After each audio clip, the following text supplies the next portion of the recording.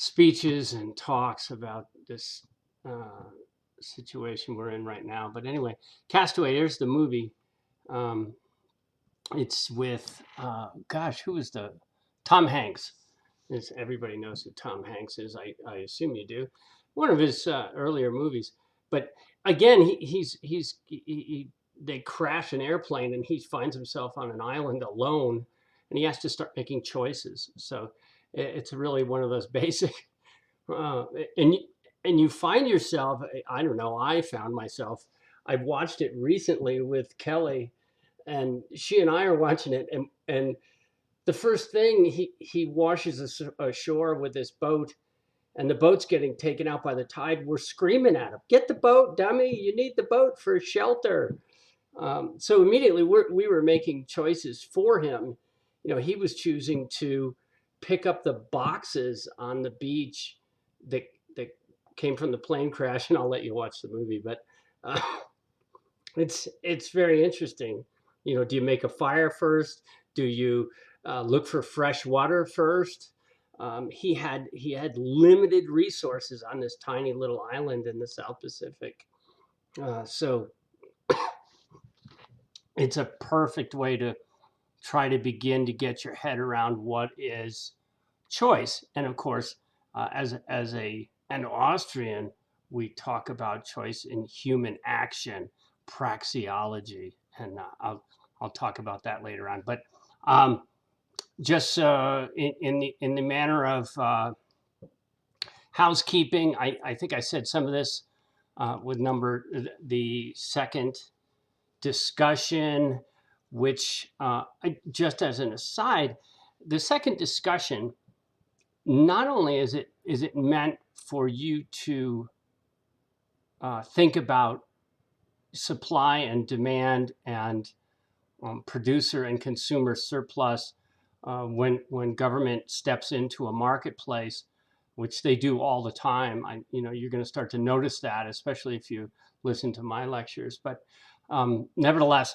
the other thing, when you watch the news and you watch this situation unfold with the politicians sort of and the media guiding the discussion, as an economist, and when you take a class like this, and when you go to university or to college, what I say the professoriate or the academy is trying to get you to do is to take multivariate problems and look at all the variables, not one.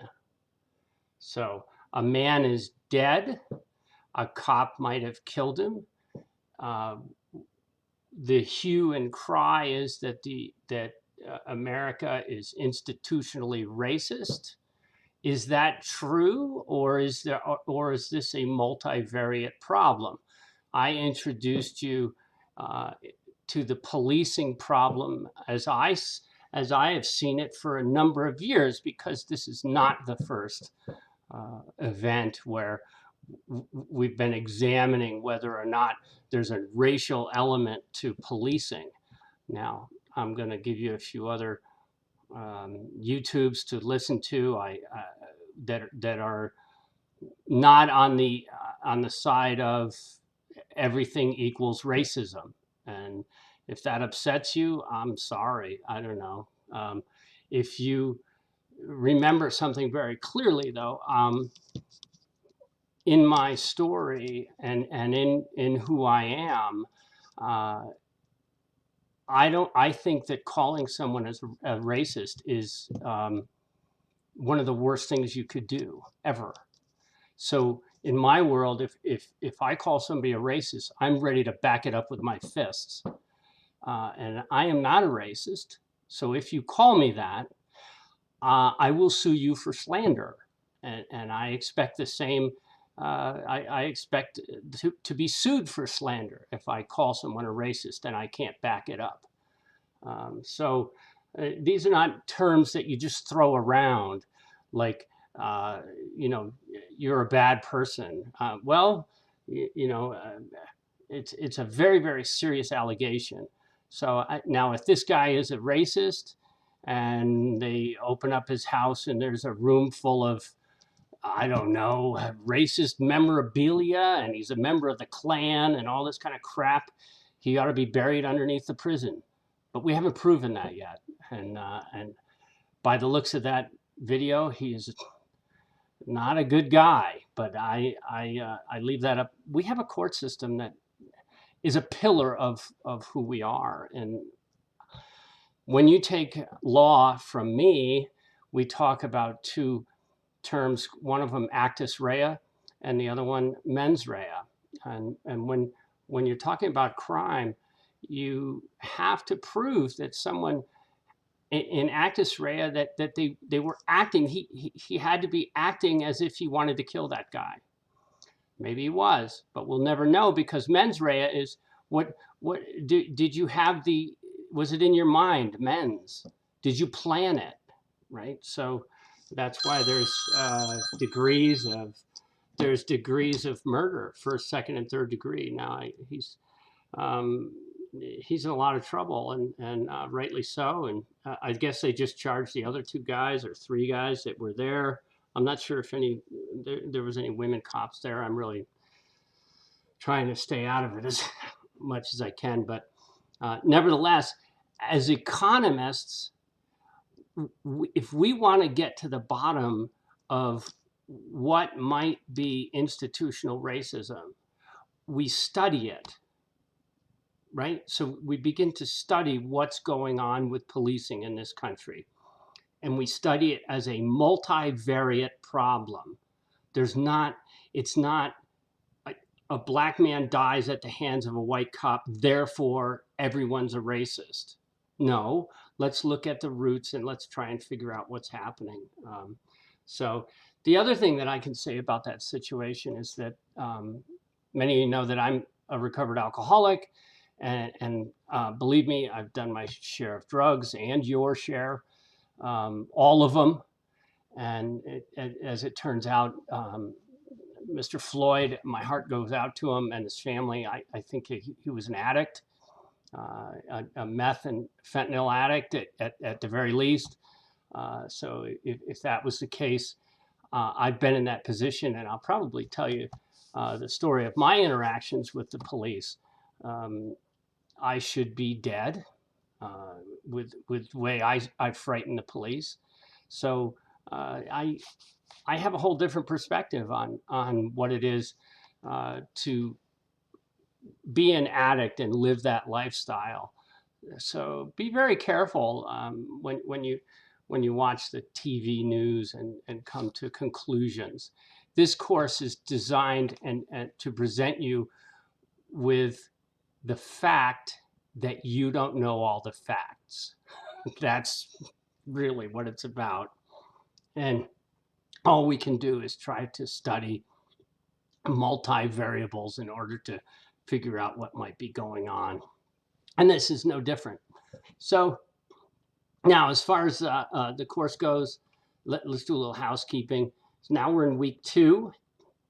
I've had some questions in my email and online about where we are and when is Sapling stuff due. You'll notice that I made everything due August 4th at the end of the semester. That's by design. It's sort of a software thing.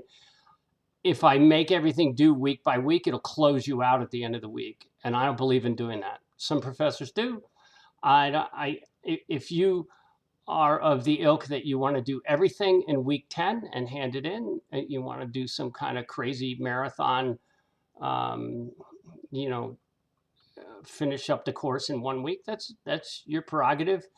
I will mark you down because I want you to keep up, and stay with the class and all that. And if you're doing the discussions, why not just do the damn Sapling, the homework, and do the reading? But I understand everybody's going to take shortcuts, and if you don't want to read the book or whatever your game is, that's fine. Your learning is not up to me. I'm just here. I'm going to set the table. You don't have to eat.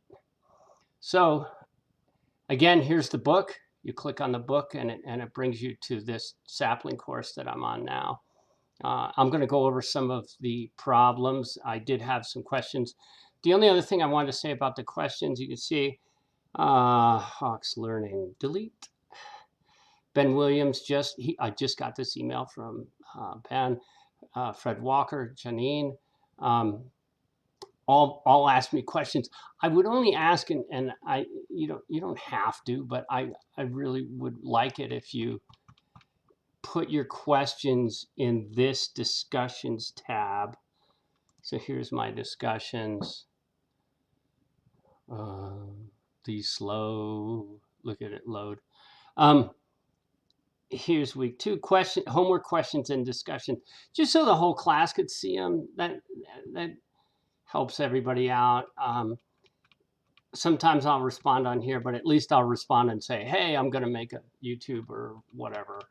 And but maybe one of your classmates, they've proven over and over, the reason Socrates and Aristotle and Plato, and the reason that those schools were communal schools, were that people learned something and then they taught other people. And so the idea of communal learning, it's one of the only things about communism that I like, is communal learning. And we learn as individuals, but we do it in community. Does that make sense? So there you go. So it's cool if you have a question, you can jump on there and maybe someone else will answer your question, because we're all here to help one another. So anyhow, back to here. I know Janine asked about a homework. Let's see here. She's first. Time calculating, so the math questions, comprehensive comparative advantage, production possibility, frontiers. That's in chapter 2. Excuse my cough. I'm still coughing from the disease I have, which is sarcoidosis, and it gets in my lungs, and this time of year especially. Anyhow, back to here. I was going to go over some of the math, but I don't think I need to. I think I'm going to go right to chapter 2. And here's all the math problems. You can take these quizzes or do these activities over and over. I think I set it up so that you're going to get a 10 if you keep doing it. Don't do that. Dumb. So first principles are here. I don't think anybody had any questions from first principles. I don't think you should. It's all pretty much definitional. Now, chapter 2, economic models and trade-offs. And I'm going to see which questions, in here. Calculate some of the math, such as comparative advantage, usually in the book sets, and I'll still automate using the book as a reference. Oh, the other thing I want to say about to Janine or anyone else that's having this trouble, if you go in files, here's in this files tab, you'll see, and I check to make sure that these are up. Exam practice, exam solutions. Here's the instructor's manuals. I just put them up there because I only started chapter 4. Maybe I could put the earlier ones up here, but now wait a minute. Problem solutions. So if you go in problem solutions, here's chapter 2. These are from the back of the book and coincide with like here's number 1 in the problems, and it'll explain them to you as you go along. So check those; they're really handy. I think if you're getting stumped by the math, and again, I'm not a big fan of the math, so but I want you to at least be exposed to it in case you go on in econometrics and get sucked into that whole world, as I have disdain for it, as you understand. because I'm an Austrian and we don't, there's no such thing as a util. When you're talking about marginal utility, which we're going to talk about um, a lot, uh, when you look at utility, what happens is in economics we try to ape or make it into a hard science, right? So you want to be able to measure it. So you may think, oh, I'm going to go to the movies, or I can stay home and do homework. Well, I'd rather go to the movies. I get more utility out of going to the movies. Well, what's the opportunity cost? Well, doing the homework. I don't know, graduating college, get a good job.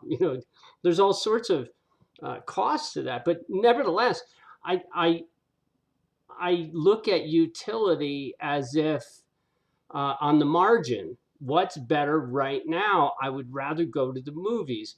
But can I measure marginal utility? That's absurd. Because what are you going to say that uh, a movie will always have more utility than homework? No, because you may go to me, and I'm always going to go to the movies because I'll procrastinate no matter what. And you go to someone else and they go, oh, no, I'd much rather do the homework. I'm really interested in microeconomics. So assigning a number to utility is an absurdity. There's no such thing as a util. Movies don't have three utils and homework has two utils. And therefore, there's one util difference. No, it's not that way. It's more of a hierarchy. It's A, B, C. It's not 1, 4, 5. There's no.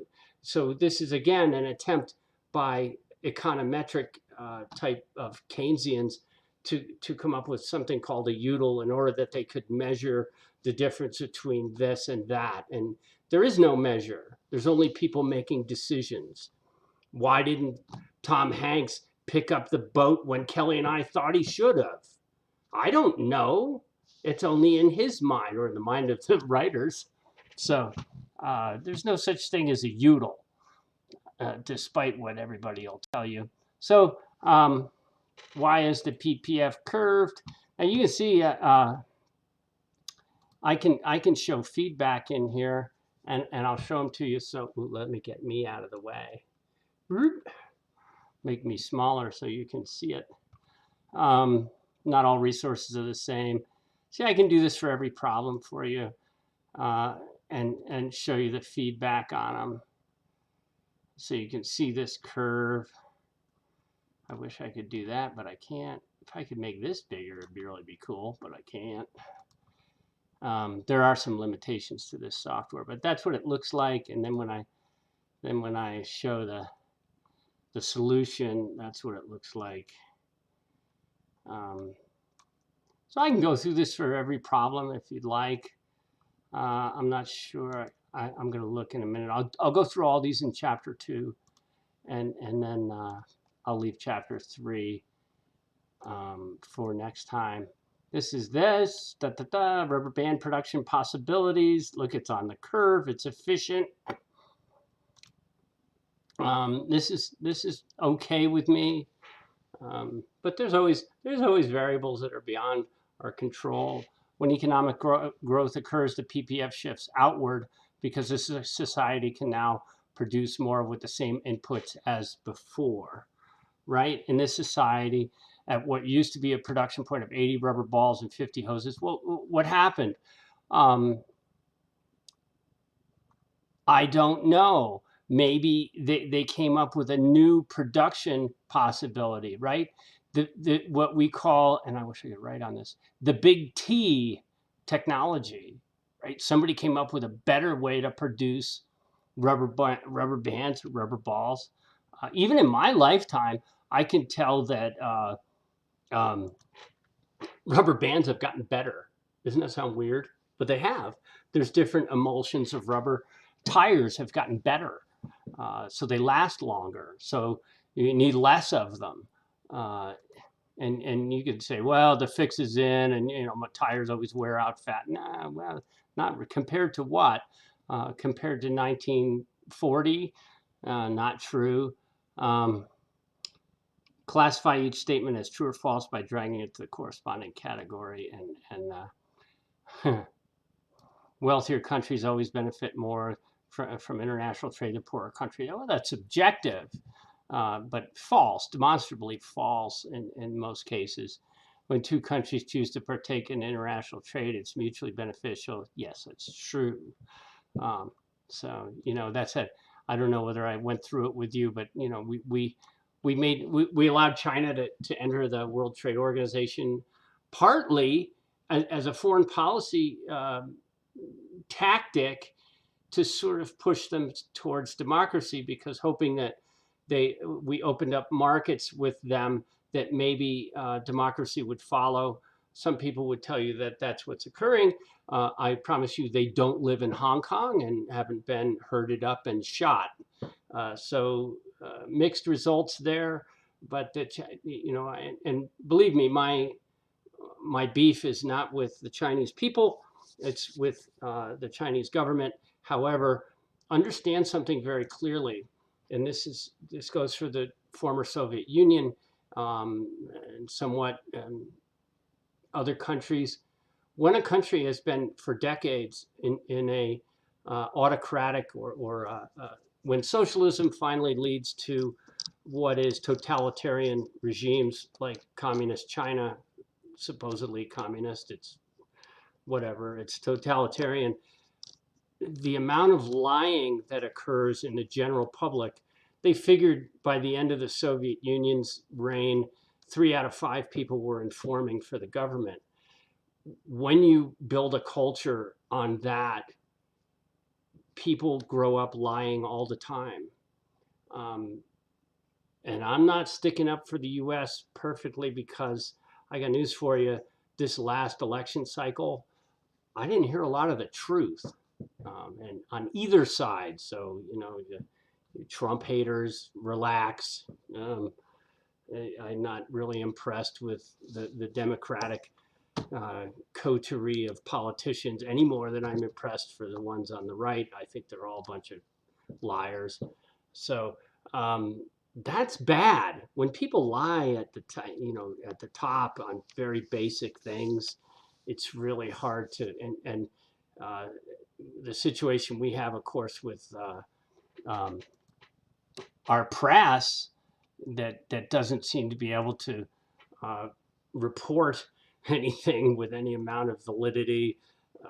That's a problem. And when I'm standing in front of a class saying, you got to learn how to discern what the truth is when you start looking for citations and things like that. It's always been that way to a certain extent, but I think it's somewhat worse these days, somewhat due to the amount of technology out there. But when people look at the camera and lie to you straight up, that's not good. Anyway, farmer can produce 16 bushels of corn or 6 bushels of beans if she allocates all of her resources to each one of them.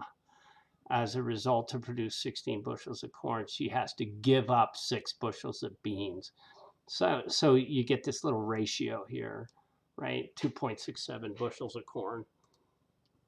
Those are interesting questions, right?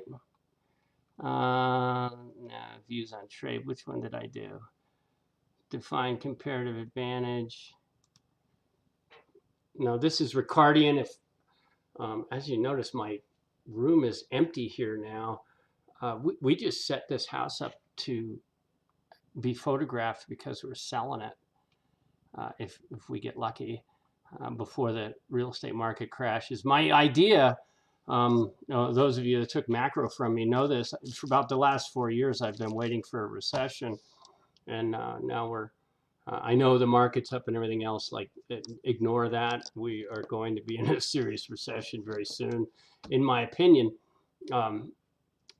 So I'm waiting for a crash in the stock market again, and of course the real estate market. And I'm hoping to get this place sold before that. Kelly and I, of course, it's her house, because it's not a patriarchy.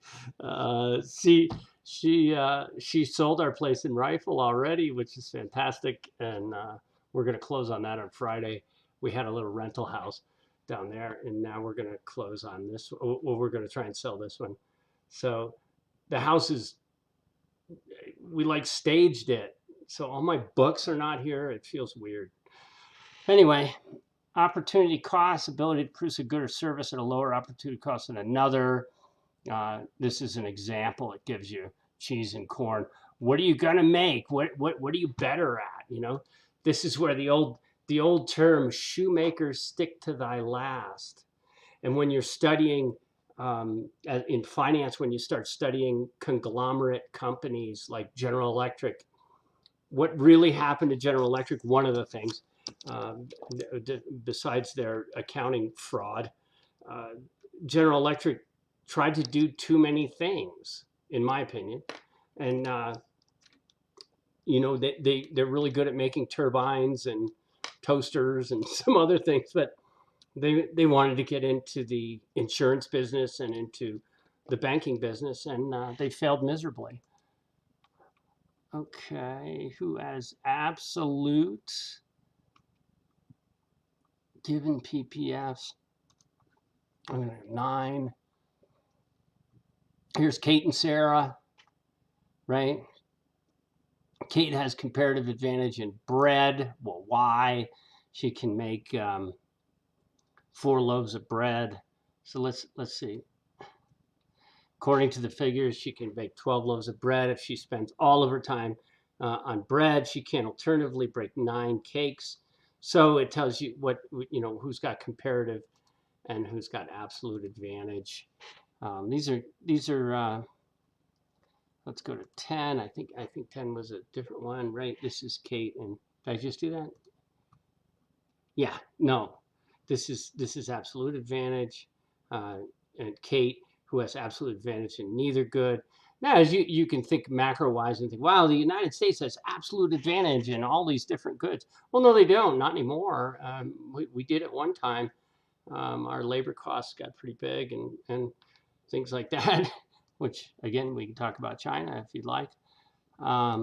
11, who's got absolute advantage? Here's a little problem. Excuse me. It's not vodka. I'm still sober so far. Here we go. And this is a great explanation. I've read it over and over. If you're having trouble with these problems, read these over carefully, and it'll tell you exactly how to do them. I think this is where Janine might have been running into trouble. And I'm going to look at the other emails from the other 2 gentlemen. There we are. That was 11. Which countries? Libya, Ireland, neither. You can see the answers, but it gives you these things. Did I just do this? I hope not. Libya needs 1 producer. Okay. Absolute. Okay, comparative advantage 13. Here's Sarah and Kate again. Total production of 12 loaves and 8 units. You can see the advantage of trade. This is what Ricardo discovered. And in my next YouTube, I'm going to go through some of the slides and show you this stuff again. This is what you need to move forward with supply and demand. It makes sense. So there you go.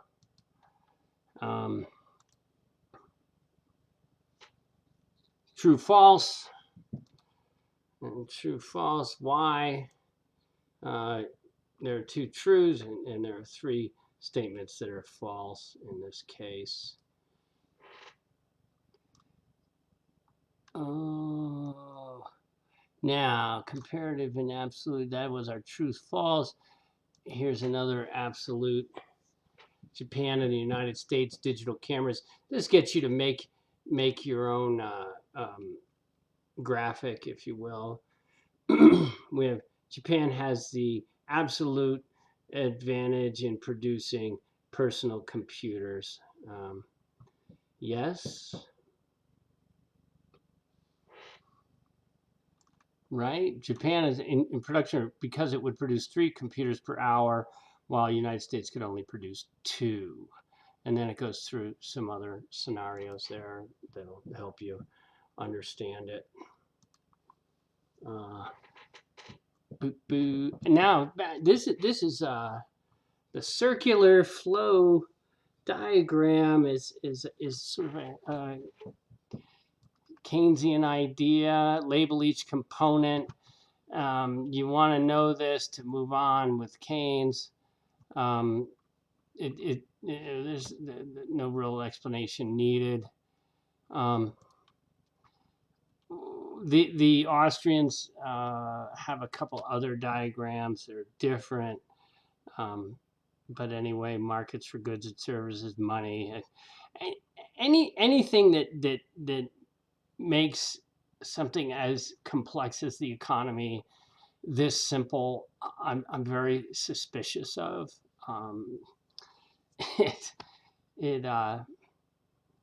Well, again, I'm not a fan of these types of diagrams. I see them in sustainability studies all the time, and I'm like, really? That's how the entire planet works like that? No, I don't think so. Simplest form of trade is barter, the direct trade of goods and services for other goods and services. Why doesn't barter work? In economics, we have something called the double coincidence of needs. There's a mouthful. You'll sound really smart at cocktail parties if you bring up why barter doesn't work, because I don't need a pig. I have a cow. I want eggs, and so what happens is money emerges. Money emerges. Money. It's if you took macro from me, you listened to me on this one, but money doesn't come from government. Money it emerges from the problems with barter historically. So what emerges as money is varied. My wife's a Wampanoag Indian. If you know anything about the Wampanoag, they traded in their money was called wampum. It's sort of the purple part of a shell. It was a frippery, something that they valued and held value to their tribe. And so they used it as money. Very famously, supposedly Manhattan was purchased from the Indians for a certain amount of wampum or beads or some crap. So a simple form of trade is barter. Very important idea. Positive or normative. This is extremely important. What is positive economics and what is normative economics? The distinction between positive analysis and normative analysis, whether a matter is subjective or objective. Okay, watch the news tonight and write that on your hand, and then watch the news and tell me if you have a different experience with it. Positive issues are of factual nature, and normative issues are a matter of opinion. These days we have people running around going, this is my truth, or I don't know, what is the other one, that crazy one, my facts or some crap like that. No. Comments on Sweden's social welfare spending is, or how much tax the richest 1% of Americans should pay in taxes are subjective, right? Prediction on the price of German chocolate cake or comment on how minimum wage influences the price of goods are both objective. These are positive statements. You can measure them, effectively measure them. Okay, circular barter, positive allocation and production. In a competitive market, all the choices along the production possibility frontier display productive efficiency, while the specific choice on the frontier that society picks is the one with allocative efficiency. So this explains it. Again, it's sort of, I don't know how many of you took accounting, but I often refer to accounting as the language of business. Well, if you're in the business school, you're learning these languages all the time, and these new words and everything else. And I know it's difficult if you want a trick. I get an email from Investopedia every day, which I just stuff into a folder, but I read them every day. I really do that for you guys. In my accounting classes, I often, I'll put that up there. Let me show you what I do with it. There's my girls. And let's see. So if you look in here, Accounting 121. And I thought I hit that. Accounting 121. Now watch what happens here. Look at all these. Term of the day. You can sign up at Investopedia, and it'll give you a term every day. And much like I should be doing this in Spanish because supposedly I'm fluent in Spanish, but my vocabulary is teensy. So when and you Spanish speakers that are out there, you'll laugh at me. But I get around pretty well in Spanish, but I need to do this in Spanish. Have it shoot me a word every day, so that I can keep up with it. Especially right now because I'm not speaking with native speakers a lot. I wish we were in class, because those of you who are bilingual, I'd be like talking to you in Spanish in the classroom. That's what I love to do, and it's self-serving. But the same thing with this. You turn on Bloomberg radio every morning just so the lingo hits you, and write down a word and look it up, and do the same thing. The glossary is a really important part of every book. And I still do it today. I look up words that I don't understand. Allocative and productive. Did we do that? Positive normative? Oh, no. Allocative. Oh, yes, we did. We did that one. Why economists disagree. Now, here's the funny thing about Krugman, and I'm not really, you'll find that Austrians don't tend to engage in ad hominem attacks, which means attacking the man, not the issue, the principle. But Krugman himself will not debate an Austrian, and he's been asked to 100 times. He dismisses the Austrian school. I find that arrogant. And Ms. Wells, the same. Dr. Wells, I should say, the same thing. Will not debate. I think that's wrong, but that's just my opinion. Supposed two economists are debating a tax reform bill. So both economists agree the bill would increase the after-tax income of the top 5% of income earners. However, they disagree on whether the bill would improve the tax system. What is the most plausible reason? Differences in values. That, of course, is subjective. I would come back and say, well, we disagree because I don't look at the world from a Keynesian view that everything is driven by demand, right? So when I think about a tax reform bill, if you're going to tax me more on my income, I do things like I was walking around with one of my students the other day who works for us here, and I said, Nick, do you see the garage here? I would have added on to this garage, except that interest rates are at 0. I would have, which is basically a tax on my income, forced on me by the Federal Reserve. I would have paved the driveway. I would have built a porch.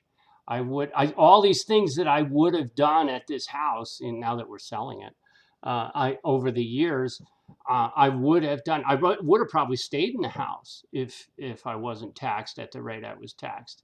So all of that money would have gone to somebody else, right? I would have hired people to do things that I do, like cut the lawn and all the chores that I do around here, but I don't.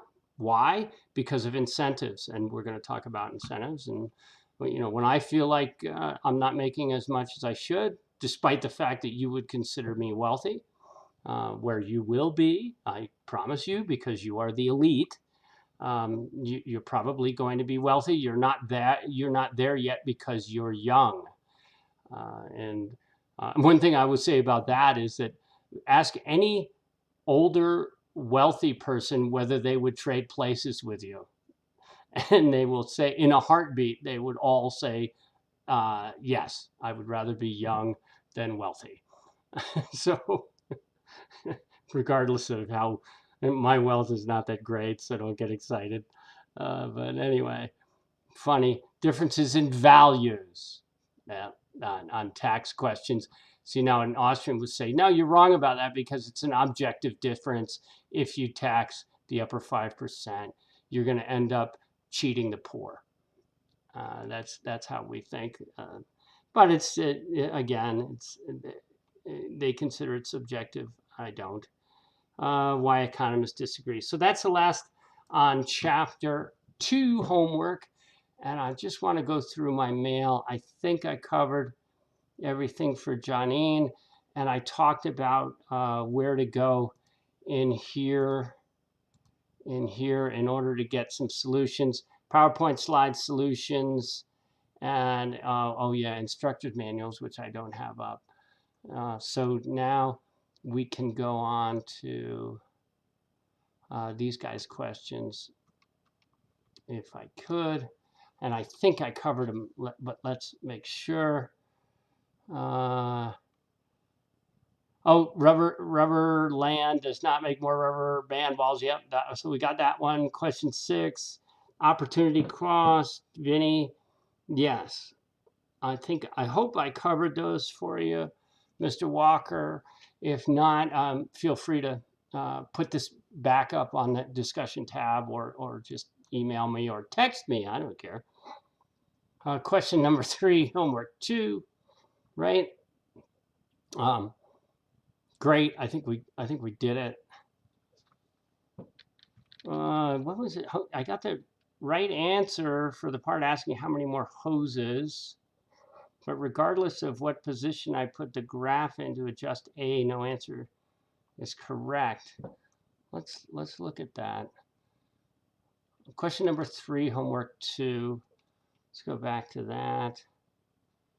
Homework 1, first principles. Homework 2. Let's see what that's all about. Question number 3.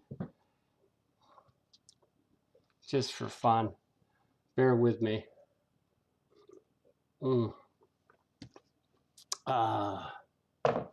If you're an investor or you think you are, this is Ben Graham's book.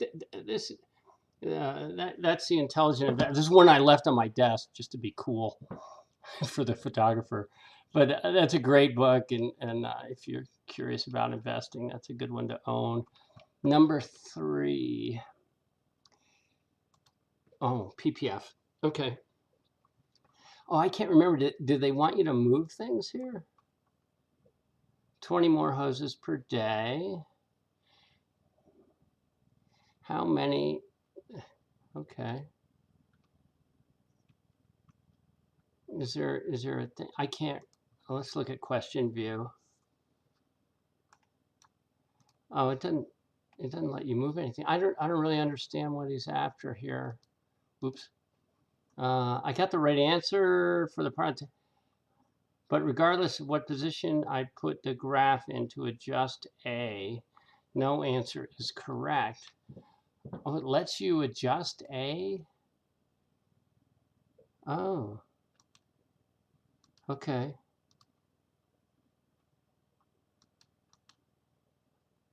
I don't know what to say there. We'll shift out because, oh, the whole thing's going to shift out. Okay.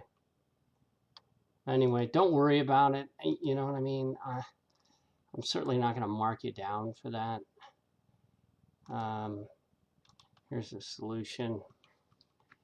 I get feedback. I wish you all got all of that. I see no reason in a college level not to give you all those tools. What is it, a secret? If you want to learn, you're gonna learn. I don't get it. Okay. I think that's all I'm going to do. I'm going to upload this one so I get it up there. And then I'm going to make another one that is going to cover uh, the PowerPoints to give you even more on these really important chapters, especially supply and demand, which is, you know, the root of everything. So stay tuned. Watch Murray Rothbard talk about, you know, the microeconomics as an Austrian would present it. It's a little bit different, but not very much at this point. We pretty much agree. Micro, as Murray says, I think micro is pretty. You know, we pretty much we get together on it until we get to things like udals, which don't exist, but nonetheless, there we are. So keep your powder dry. If you have any more questions, please reach out and I'll answer things as I go along. So that's enough for this one, and we will talk soon. Thanks.